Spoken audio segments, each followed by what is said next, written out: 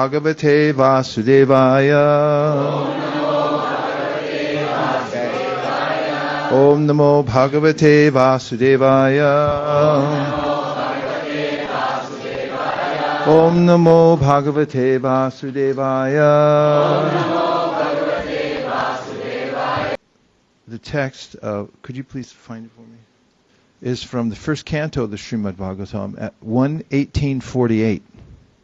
And we'll be Mangala Charana from the songbook. So if you have your songbook available, go page 154.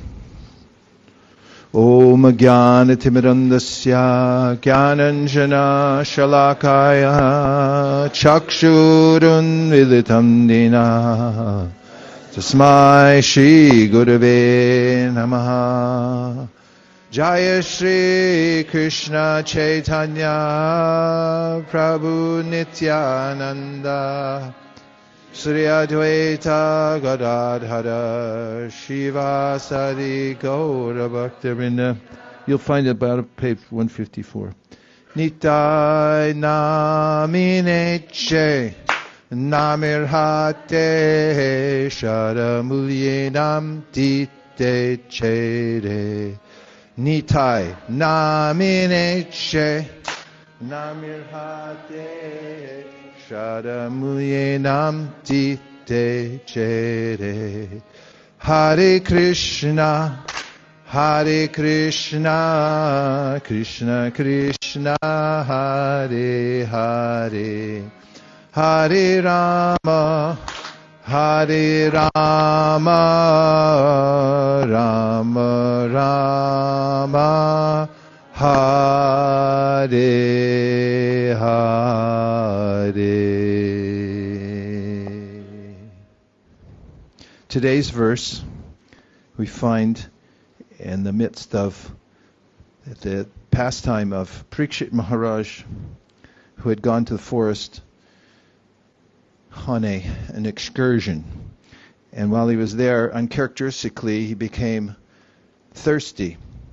Uncharacteristic, he was a Raja Rishi, although he was a Kshatriya and had his duties to perform in protecting the citizens and attending GBC meetings. He was a great saintly person.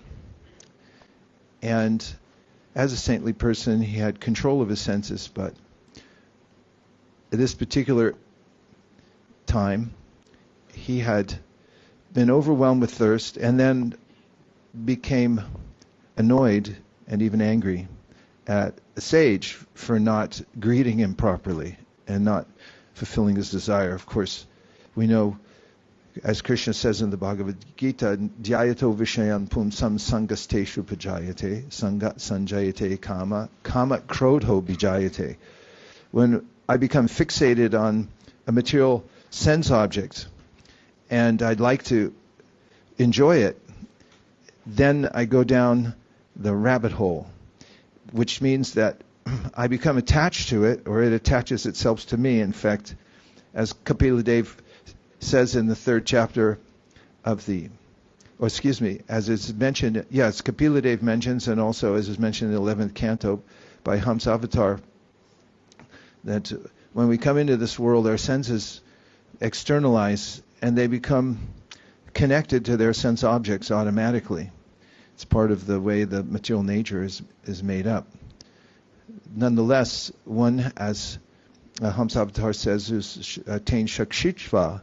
Shakshi means to be a witness, to notice, as in the Bhagavad Gita, Krishna says, Naiva kinchit koromiti yukto manyeta tattvavit pashyan shrinvan svasan jigran ashnan gachan supan svasan pralapan vishanan grinan unmishan nimishan napi indriyan indriyateshu vartanta iti dharayan.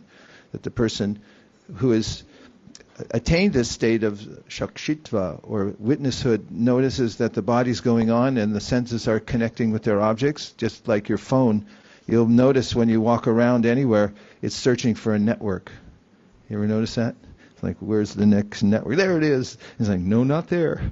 And so a person who's self-controlled, naiva kinchit karomiti, never thinks I'm doing something or never identifies with the sense objects. But in the unfortunate case of a soul who, as Krishna says, Bhogaishvarya prasaktanam taya pahita chetasam, becomes enamored of the sense objects due to lack of any other engagement or lack of superior knowledge. Evam buddhi param buddhva samstabhyatmanam atmana jahi shatram mahabaho kamarupam durashadam. Krishna says one of the ways that one rises above that phenomena, that is the natural attraction to the sense objects, is by using one's intelligence, fortifying the intelligence and understanding the hierarchy, that we're actually above the fray of the sense objects, the senses, the mind, the intelligence. Above that, there's the soul.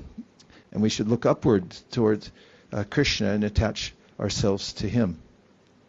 And if our intelligence is fortified, we don't fall into that trap. So there's a way in which Dhyayato means contemplating. If I don't have superior knowledge, my intelligence isn't fortified, then I may fall into the trap of, oh, that's for me, I can enjoy that. And then Dhyayato Vishayan Pumsam means the person who becomes attached to a sense object. Pumsam. Dhyayato Vishayan Pumsam Sangat Sangayate. There's a way that we form a connection, a sangha. And that sense object now becomes part of me, and now I have to deal with it. So that's what conditioned souls are doing, is grappling hard with the material world. Krishna says, you're a part of me, a spiritual entity, but mamaivam sho jiva loke jiva bhuta sanatana manak shastan indriyani prakriti stani karshati. Because of this interaction between the mind and the senses and the network of sense objects in the material world, now you're grappling hard. So a Raja Rishi like Pariksit Maharaj would be detached, except for in this particular circumstance he wasn't, and when he was not honored or even acknowledged. Have you ever had that happen? Maybe somebody, you're talking to them and they're looking at their phone. Did you ever have that happen? Did you get annoyed? All the time. You get annoyed. Like, would you put the thing down? Or in many different ways in which we can be disrespected in this world. Once I came into Toronto late at night, and we were waiting for our bags, which were not forthcoming for some reason. Maybe they were frozen. And I went over to the United desk, or Air Canada, I can't remember which one, where you're supposed to unload on them and vent, like, where's my stuff? And they were at the counter and nobody else was there, but they didn't look up. Ouch. So that's not good. And I felt a little something. And Pariksit Maharaj, when he went in and he saw the sage was in meditation, he needed a little water, there was nothing there, the sage didn't acknowledge him, recognize him. He's the king, he's the emperor, everybody recognizes him. You can get used to that, people saying, hey, pretty good. And so he became indignant. And in that state, and as Vrajabihari Prabhu, the famous mediator of ISKCON, says that the more your emotion goes up, the more your reasoning goes down. It's an inverse relationship on a graph. It looks like this. And so the reasoning power of Pariksit Maharaj, by the Lord's arrangement, then went down, and he just happened to find a dead snake outside, and he thought this would be befitting garland for this person who didn't respect me, and he went back in holding it on the tip of his bow, and he unceremoniously, or ceremoniously, I don't know, whichever, and he hung it around the neck of the king and walked out. And because of that, word spread. You know what happens when you make a faux pas like that and you go over the edge and you do so, everyone notices. It's like, hey, wait a minute. You were really angry there. You lost it. That one little indiscretion in the life of a jiva can cause so much trouble. And the news spread. The sage, who was in meditation, had a son named Shringi, who was immature. He was young boy, but at the cusp of, it was the end of Dwapara Yuga, the beginning of Kali Yuga, and there had to be some point at which we transitioned. You know, there's a Sandhya, and he was like, what moved us from Dwapara into Kali Yuga? Well, this is it. There was a way in which those who were purebred Brahmanas, they had inherited some kind of Shakti because of their pure breeding and their upbringing and so on. But there was a little tinge in the air. Kali Yuga was coming, and Shringi became an instrument for ushering in the age of Kali and this way of being unnecessarily proud. Well, that doesn't go together. For being proud and unnecessarily angry at a superior. So Shringi then, with the last vestiges of power that he had for being born in a Brahmin family, to show off for his friends, and also out of a sense of being offended, because you offended my father, you offended me. Who do you think you are? Well, he's the king. He uttered a curse that this king will die within 7 days. And he'll die an unusual death, being bitten by a snake bird. It's something he conjured, but there is a way in which, and there's a science behind this, which we could go into, of how everything manifests in this world and how speech manifests everything. Prabhupada talks about it in the Bṛhat Bhāgavatāmṛta. If you want to build a skyscraper, there's a way in which you talk about it, and then it manifests. All the ingredients are there, but the subtle vibration of your voice then builds it. In fact, we can look to the pandemic and see that during the pandemic, nobody really did anything. They just talked about it. You get on Zoom, right? Right? That's all we did, get on Zoom, and then just talk about it. Corporations went on, everything went on, but all they did was sit there and talk. And by the talking power, things manifest and went on. So Shringi manifests something. It went out into the ether. It started taking shape 7 days before the snake bird would bite and kill Pariksit Maharaj.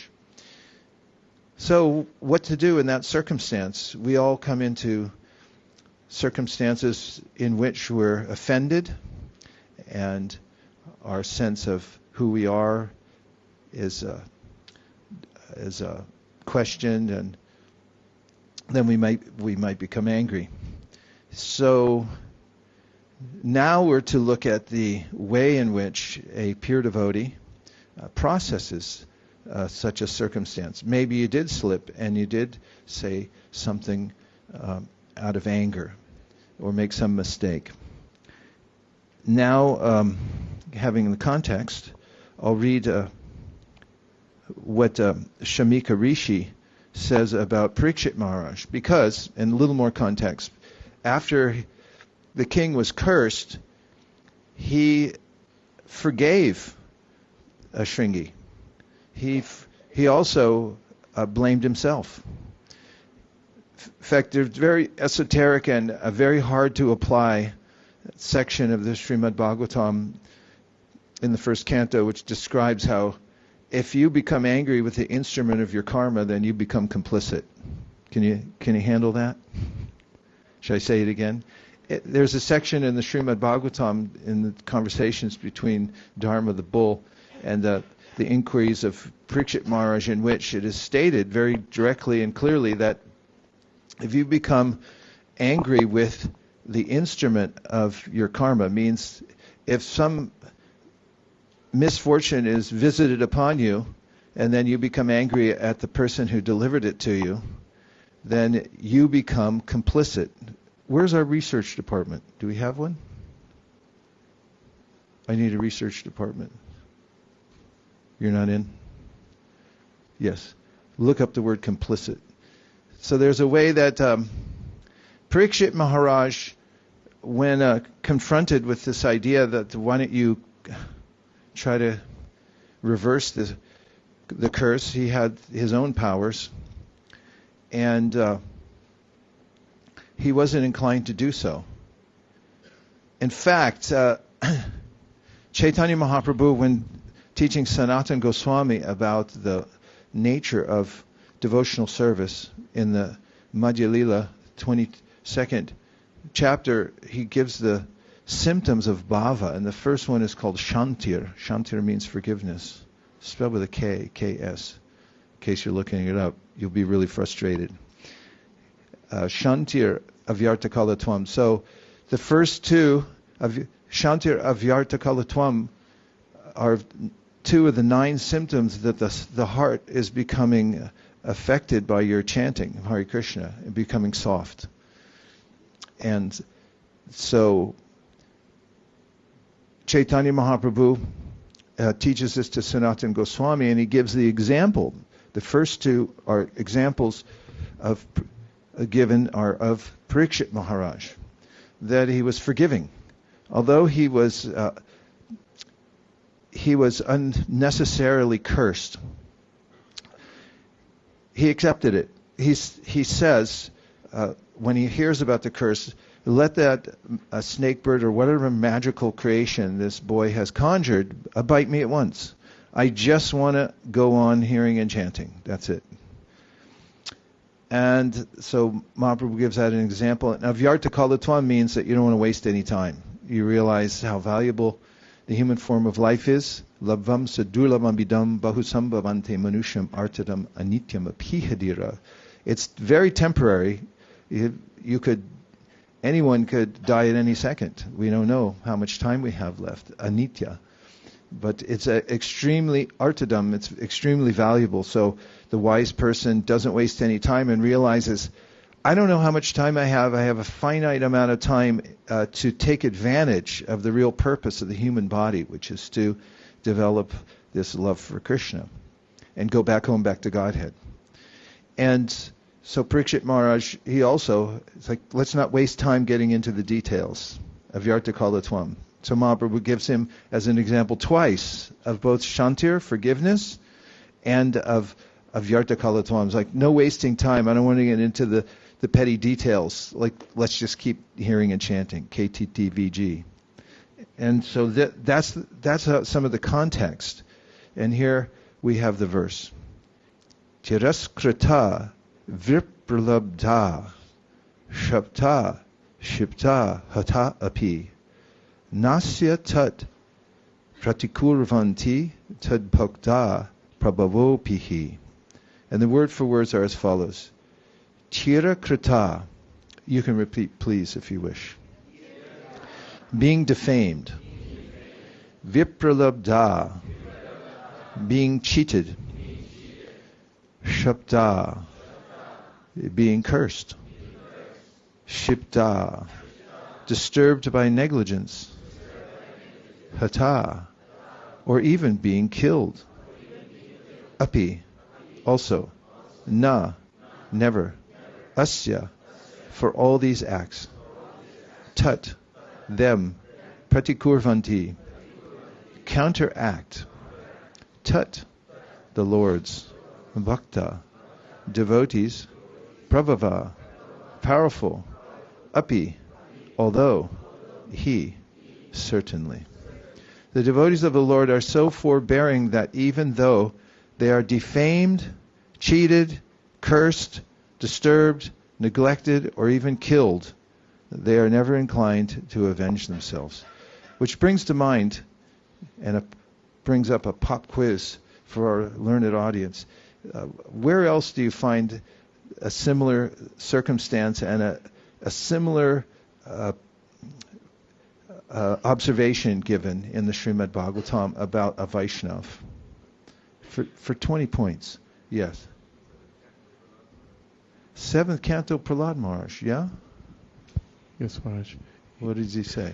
Well, there are many verses, but especially from that series of verses, it is understood that Prahlad Maharaj was defamed. He was almost killed on many occasions, but yet he carried on, remembering Vishnu as much as possible. Okay. Judges will take that? Okay, 20 points. Okay, Mukharavinda's got the other one that I had in my mind for sure. I think so.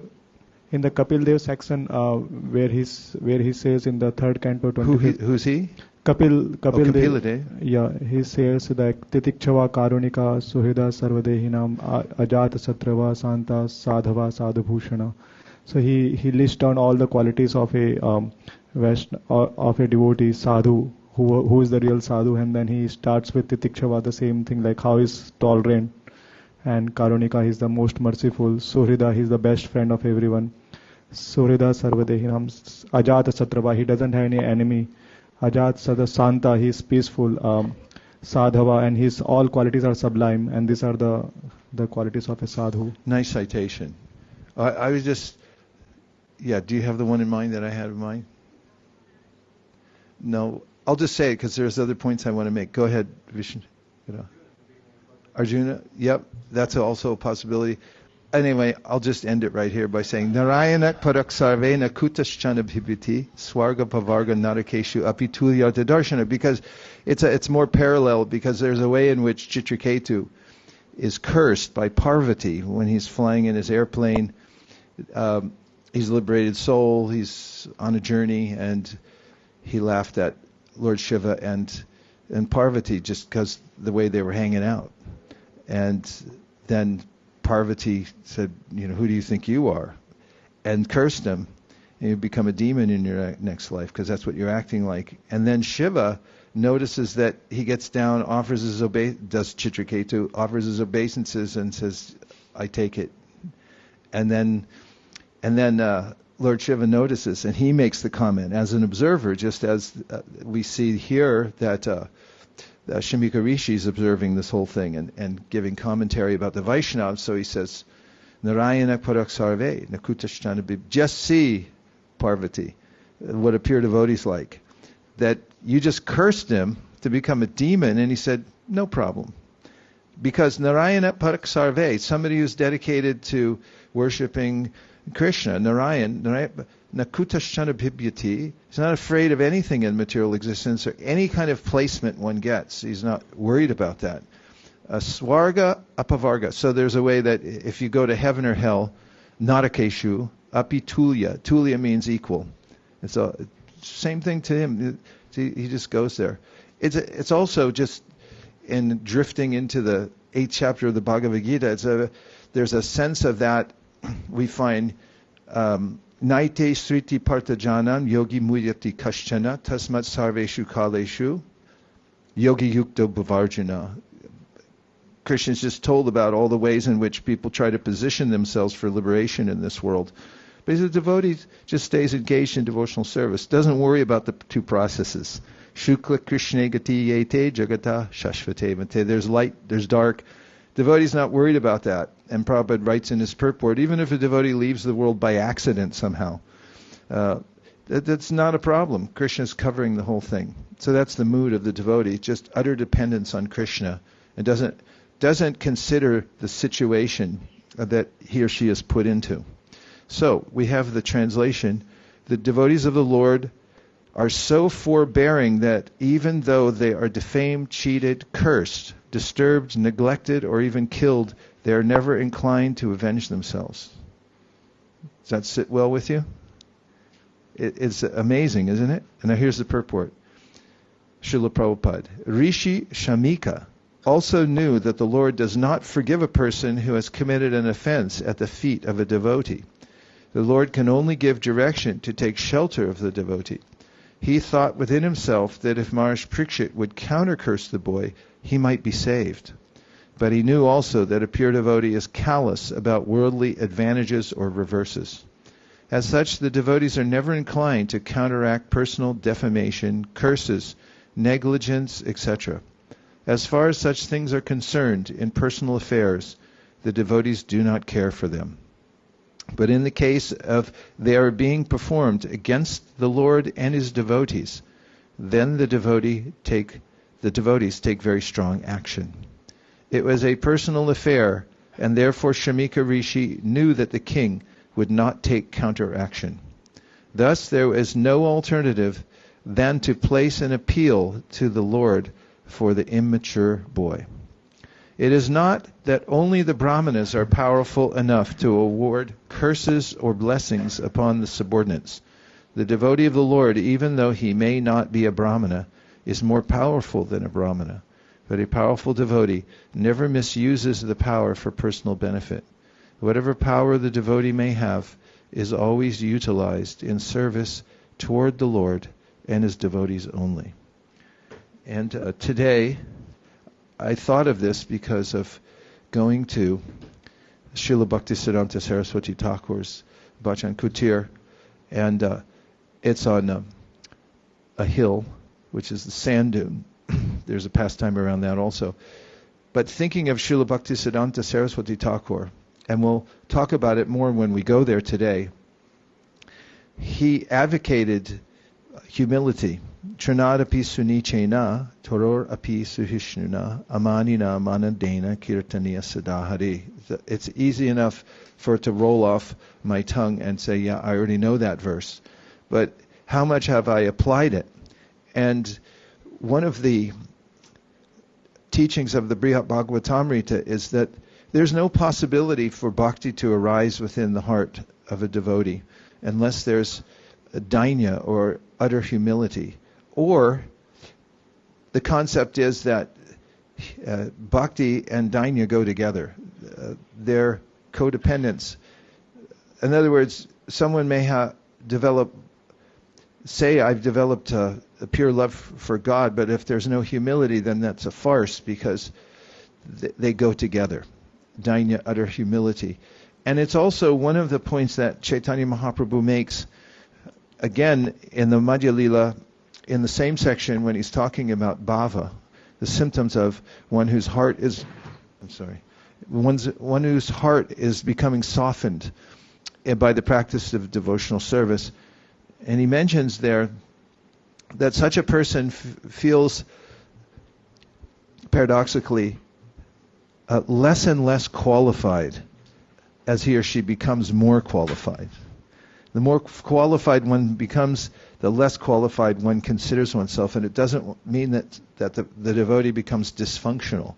Prabhupada talks about that in his prayers called Vrindavani Bhajan before he came to America, and he was talking about Arjuna as a great warrior, and he said that the Vaishnavas, they don't shrink from their duties in the world, even if they're called to go to battle.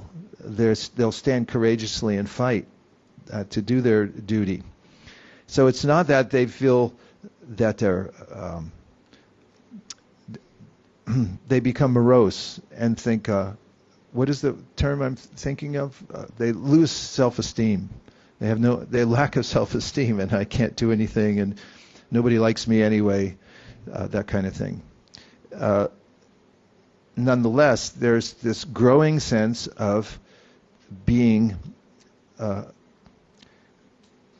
only useful when engaged in devotional service of the Lord and fully surrendered to the Lord's will, and doing everything according to the direction of the Lord.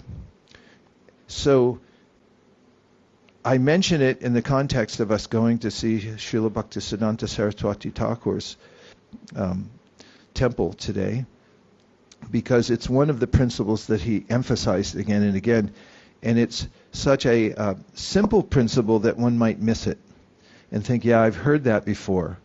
But revisiting it again and again, and the mood in which the Chaitanya Mahaprabhu says to keep oneself in that position of humility is one of the foundational principles of devotional service.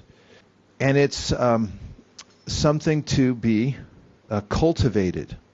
Narada Muni says in the Bṛhat Bhāgavatāmṛta that one should cultivate in mind, body, and speech the sense of humility as one's moving about the world and interacting with others. That one becomes a doormat, or doesn't become it doesn't do one's duty properly, but it means that one's fully dependent on Krishna in all circumstances. And now we'll take some reflections or questions. Is everyone okay? I'm not convinced.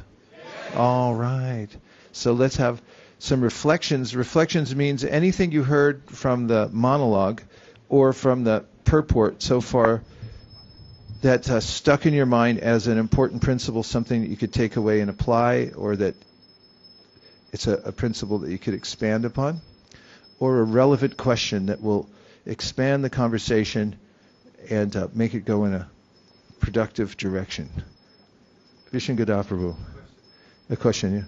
We'll give you a microphone because then everyone online will hear what you ask. Sometimes we see that. Got to turn it on.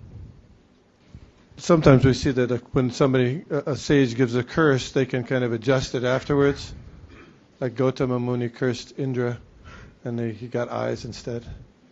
Yeah. So one might consider, how come, Shamak Rishi, the curse was by his son, but still, could it have been, why couldn't it have been adjusted afterwards? Yeah, well, it could have, but circumstances being what they were, he's just a kid, the thing moved on pretty quickly. And it was also the will of the Lord, so the Shukadeva Goswami could come speak the Srimad Bhagavatam. Of course, that's an excuse you can use for anything, off-ramp. But there's a sense in the pastime that it seemed that a little futile. He was just a kid anyway. He'd said what he said. And Pariksit Maharaj didn't want to take it back. He didn't want to.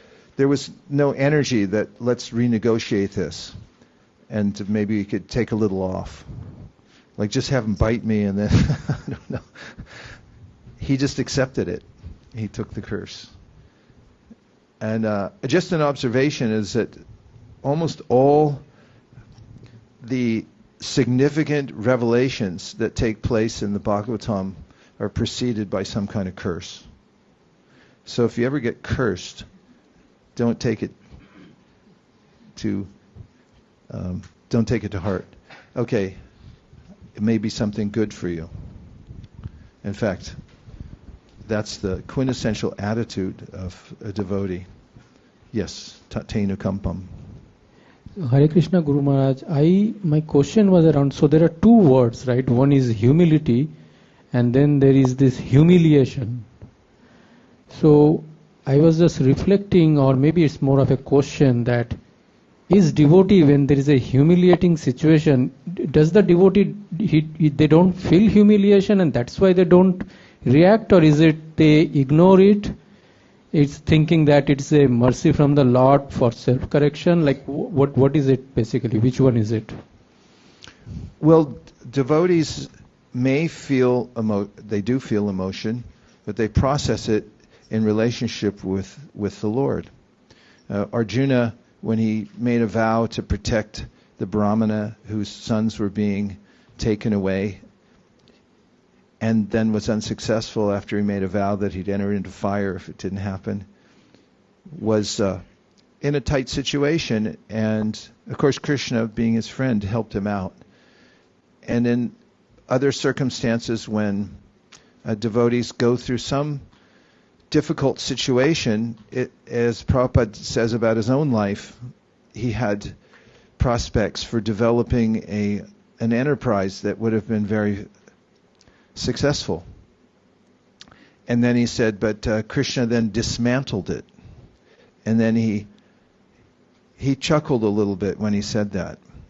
And the rest of the devotees audibly on the recording laughed out loud. And then Prabhupada said, no, but actually it's not a laughing matter. He said, then you become very morose.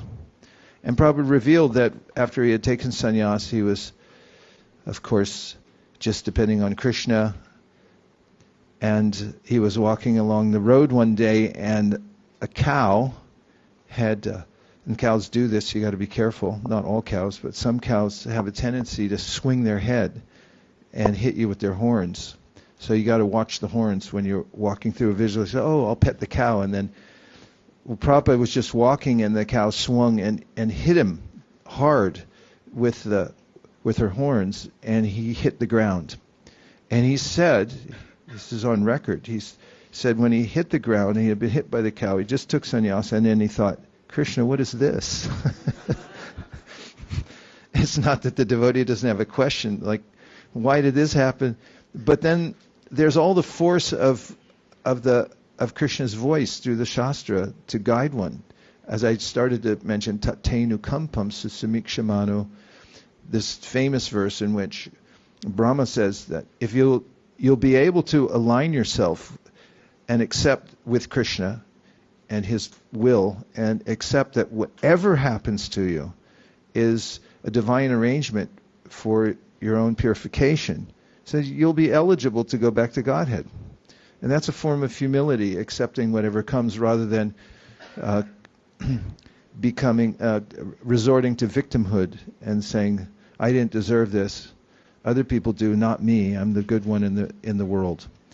And so although the motion may be there and one may feel humiliated, the devotee then considers it carefully, consults with the devotees, with the Shastra, and then comes to the right conclusion. Of course, somebody may simultaneously forgive. As Pariksit Maharaj, he just moved on very quickly. Do you have other points? Yes. Manjula and then Rasa Sindhu. Hare Krishna, Gurudev. Gurudev, I really liked the visualization of that Wi-Fi, the phone searching for the connection, because I have many times had to tell it, no, that's not our connection. Switch off. And it was such a beautiful analogy for the way the brain works, constantly looking for a connection that's not for it, and how we have to keep remembering to say, no, not that one. Yeah, sometimes you manually have to go into the advanced settings and say no, only this one. Forget these other networks. Forget network? Yeah, forget that one for sure. And the other point I really liked was your sentence that you were saying that no matter what happens for a devotee, they are covered by Krishna. And I was thinking, like you always tell us in the morning, you read the Srimad Bhagavatam, you do your rounds, you inoculate yourself before you step out into the real world. And I was thinking, yes, we inoculate ourselves and then we take insurance. We take Krishna as insurance and we step out. Yes. So it's really nice. Yeah. Thank you, Gurudev. Don't shop when you're hungry. Okay, Rasa Sindhu.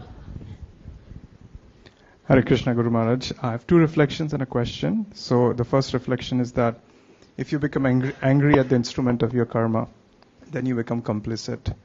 I really appreciated that point in understanding. And I think closely connected it to is the point that you mentioned, that emotions are inversely proportional to reason. And I think it's kind of highlighted with that the anger means that there's no reasoning, and of course then the complicitness, I don't know if that's a word, but that comes. The second point that I appreciated from the class, Guru Maharaj, was that how speech manifests into the world and how gross reality comes from subtle thoughts and words and ideas. And the question I have is, Chitraketu, when he laughed and Mother Parvati cursed him that you acted like a demon, so you become a demon. And I'm trying to understand, is the lesson there that how he forgave the situation and accepted his fate, or is also the lesson to not act like a demon and to not poke our nose where we don't understand what's happening? And so trying to understand, or are both these lessons here? Thank you. Chitraketu was on a path back to Godhead. And those who are on the path back to Godhead must enter the crucible, which is an instrument for purifying gold. Extreme heat. And I say this based on Vishwanath Chakravarti Thakur's commentary on the 6th canto regarding Ajamil. He talks about the ways in which various Vaishnavas appear to go through stages of purification before they come to the perfect stage, because they have a very high goal. He mentions Bṛhat Maharaj, because Bṛhat Maharaj, although he was at a very high level of practice when he first left home, he still had a few more lessons to learn. And Krishna is so kind that if we submit ourselves to the prospect of going back to Godhead at any cost, are you willing to make that sankalpa? Really?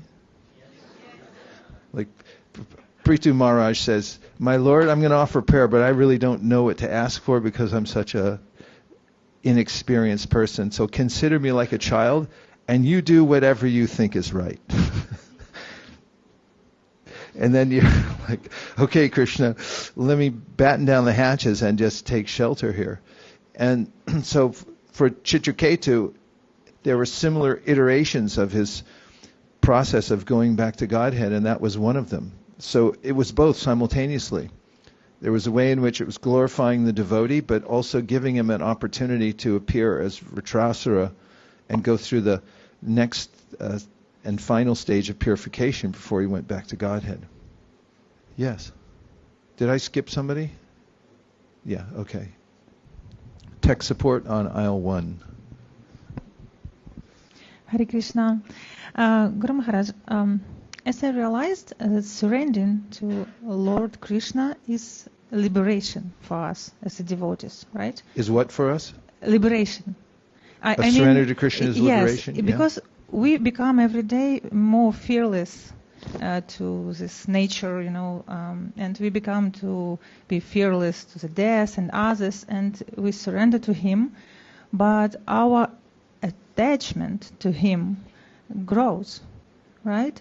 And when you said once that the most important for us to never forget Krishna and all the time remember Krishna, in this moment I felt that I'm really afraid to get some disease, like to forget Him just because my body or something else.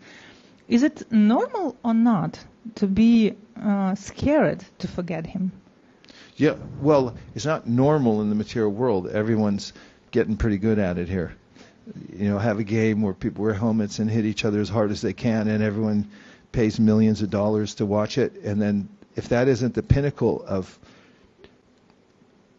inventiveness in ways that forget Krishna, I don't know what is. So, however, it's quite natural for one to experience fear, and it's purifying. And I'll give you a couple of shastric references. One is from Prahlad Maharaj. When he mentions the fearsome form of Lord Nrsingadevi, he says, "Trastos mahan kripana vatsala dushahogra." He's praying to Lord Nrsingadevi. He said, "Everyone else is afraid of you, but not me, because I know that Shemaya bhutayu tatma sukhaya chasya. You're here for the benefit of the whole world, to give happiness to everybody." So even though everybody else was afraid of Nrsingadevi, including his wife, Lakshmi, when they saw the incarnation, everyone's going, "Is that your husband?" Saying, "I'm not sure. I've never seen him like this. He's never been this mad before." And everyone was afraid. Everyone was running away. The elephants were that guard the different directions of the universe were running in fear of the roaring sound of Lord Nrsingadevi. And then Prahlad Maharaj says, "Well, I'm not afraid of that, of you." But then he says, "I'm afraid of your Vishnu Maya. That's what I'm afraid of." Nishpidyamanam upakarsha vipo prapanam. He said it's a big crushing wheel. And if you just put one little finger in, and the next thing your hand, and then your arm, and then you're ground up again. He said, "I'm afraid of that." And he's a pure devotee. So there's also a commentary that Prabhupada gives in the 10th canto, first or second chapter of the Bhagavatam, 10:1 or 2, in which he describes how the Shadgarbha Asuras, those are the 6 first children that were born in Devaki's womb. They represent Kam, Krodh, Lobh, Mada, Moha, and Matsarya. These are the 6 enemies of the conditioned soul, these bad qualities. And of course they were killed one after another. And then, well, I should say in that time, Devaki was constantly afraid that Kamsa would come and take Krishna when he would appear, because they knew he was going to come. The prophecy was already there, be the 8th child that would be born. And there was an atmosphere that created fear in the heart of Devaki, but she was afraid to lose Krishna. So then Prabhupada, quoting Vishwanath Chakravarti Ṭhākura, says, "So this is healthy. You should have a healthy fear of Maya, that I could lose Krishna." He says for the devotees also, he said, we know that the Krishna consciousness, the Sankirtan movement is a manifestation of Lord Chaitanya, but we're still afraid that somebody may attack it legally or physically in some way. So they're always afraid, devotees, of losing the strategic points for preaching Krishna consciousness. And so the point is that because of that fear, Vishwanath Chakravarti Thakur says, then the demons are destroyed. The demons are within us. Kam, Krodh, Lodh, Mada, Moha, and Matsarya.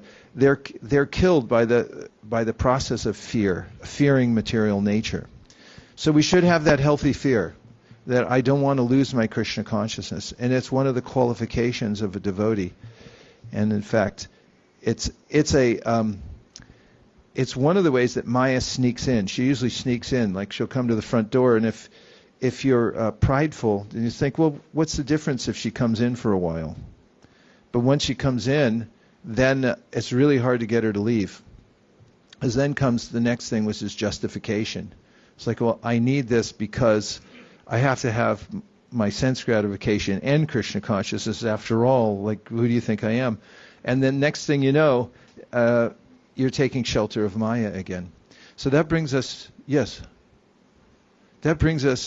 to the conclusion of our Srimad Bhagavatam class, bringing back to the context that we're going to see Srila Bhaktisiddhānta Sarasvatī Thakur today, and either we'll, the review, we'll be taking some auto rickshaws, and we'll get dropped off. You might have missed it last night. It needed context to appreciate the humor at our old hotel that we had a love-hate relationship with. Although we love it because we had so many nice yatras there, we also, anyway, I won't say much about it. We wanted to get dropped off in front of there, so they like, yeah, it was nice knowing you. And then we'll go up the street, which is not that far. It's only about a 20-minute walk. But when we're doing Harinam up the street, there's lots of people and shops and everything like that where we can distribute our books on the way up. And then we'll go to Tota Gopinath and hopefully have darshan there. A couple of points. One is don't bring out your phone when you get inside. They'll take it from you. Some places, we were just in Ekachakra a while back, they make you leave your phone in a box before you go into the temple. But at this temple, they don't take it away until you bring it out. And it'll cause a big ruckus. You'll lose your phone for good. So just a warning, word to the wise, don't bring out your phone and take pictures of the deities or even the devotees. Once the phone's out, they become extremely agitated. They're really nice, and they love the ISKCON devotees, and they're always very accommodating to us. But there's a few things that rankle them, and phones is one. We also can't use chairs inside the temple room. If it turns out it's peaceful enough for us to have some time there in front of the deities to have some Krishna Katha together, then they don't allow us to set up chairs. So you may have to bring something to sit on, or we may have a few things for sit on, but just I wanted to prepare you. In general, we do bring some chairs for those who need them when we're sitting down in various places. That's one place where we can't use them. And once we go to see Tota Gopinath, and then we'll go just down the street, and we'll go up to the top of the hill, the sand dune, and there we'll find a memorial to Srila Bhaktisiddhānta Sarasvatī Thakur, his deity there, a deity of Srila Bhaktisiddhānta. There's not enough room for all of us up there, so we'll circumambulate. You can walk around, and we can have kirtan. And then we'll come back down, and the plan is to set up inside the temple room. It's an ample space there. We just have to make sure, as I said last night, that we end before they start the artiks, because once they do, then the bells come out and there's no more talking. Any questions about today?